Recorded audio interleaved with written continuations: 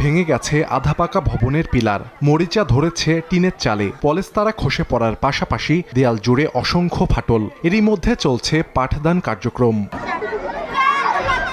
শরীয়তপুর সদরের আঙ্গারিয়া বালিকা উচ্চ বিদ্যালয়ে 2021 সালে নতুন ভবন নির্মাণের অনুমোদন দেয় সরকার। পরে ঠিকাদারি প্রতিষ্ঠান শুধু ভবনের পাইলিং শেষ করে 50 লাখ টাকা বিল তুলে ফেলে রেখেছে কাজ।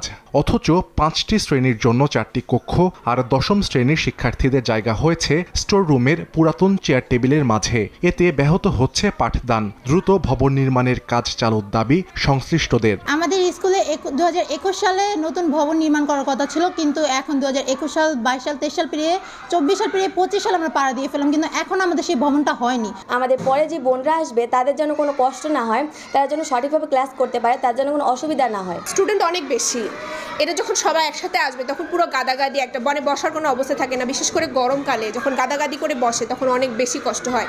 স্কুলের স্টুডেন্ট দিন দিন কমে যাচ্ছে, কারণ হচ্ছে এই ভাঙ্গাচুরা ভবনে গার্ডিয়ানও সন্তানকে দিতে চায় না, আর স্টুডেন্টরাও আসতে চায় না। আমরা কর্তৃপক্ষের কাছে আবেদন জানাচ্ছি, আমাদের শিক্ষার মান এবং পরিবেশ ফিরিয়ে আনার জন্য এই ভবনটি অতি দ্রুত আমাদের করা দরকার। এই প্রতিষ্ঠানে একটি নতুন বিল্ডিং অনুমোদন হয়, যার পাইলিংয়ের কাজ শেষ হয়েছে। আমরা অতি শীঘ্র এই বিল্ডিংটি নির্মাণ কাজ শেষ করার প্রয়োজন মনে করছি।